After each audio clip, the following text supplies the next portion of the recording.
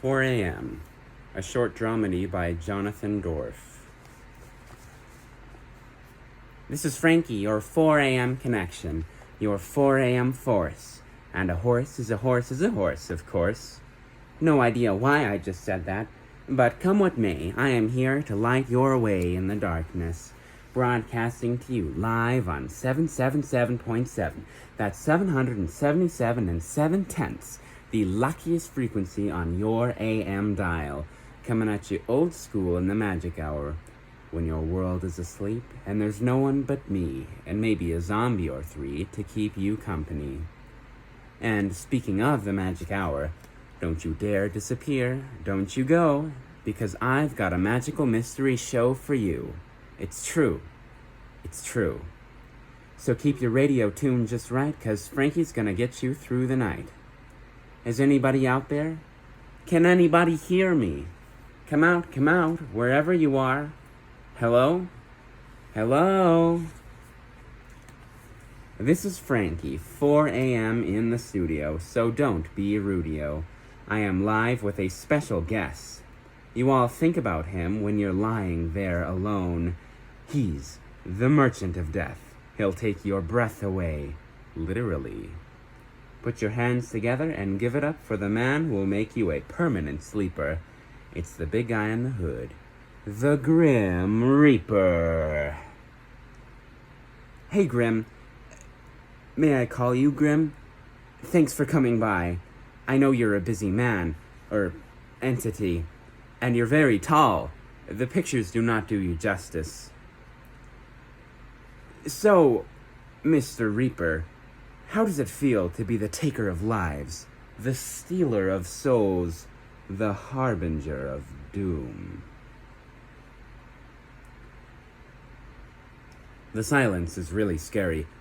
And I mean, really scary, but, the finger wagging in my direction is about to make me wet my pants, but nobody can see it. This is radio. You can't gesture silently on the radio. We're going to a commercial, and we'll try to get any word after the break. It's been called ergonomic, the chef's ultimate weapon. 4 inches of drop-dead sexy.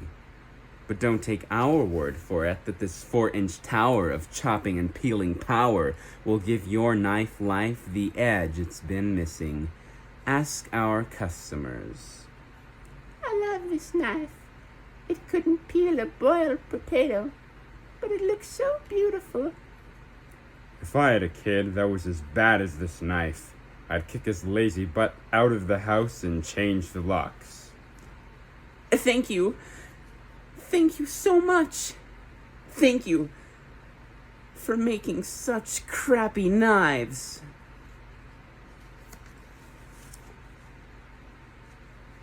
It's Frankie, your 4 a.m. news guru, catching you up since you can't catch any Z's. Hours ago, polar bears were sighted wandering the streets of several major American cities. According to eyewitnesses in Philadelphia, Cleveland, Detroit, and Seattle, the polar bears looked confused, and as one elderly woman put it, they look pretty gosh darn cranky, dearie. Hi! Hours ago, polar bears were sighted wandering the streets of several major American cities. According to eyewitnesses in Philadelphia, Cleveland, Detroit, and Seattle, the polar bears appeared confused, and as one elderly woman put it, They look pretty gosh darn cranky, dearie. anyone coming across one of these 1,400-pound predators is urged to avoid looking like a seal or an ice floe.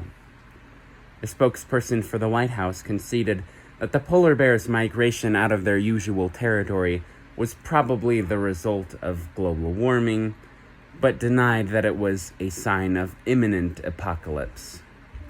In other news, a tree fell in the forest, but no one was there to hear it.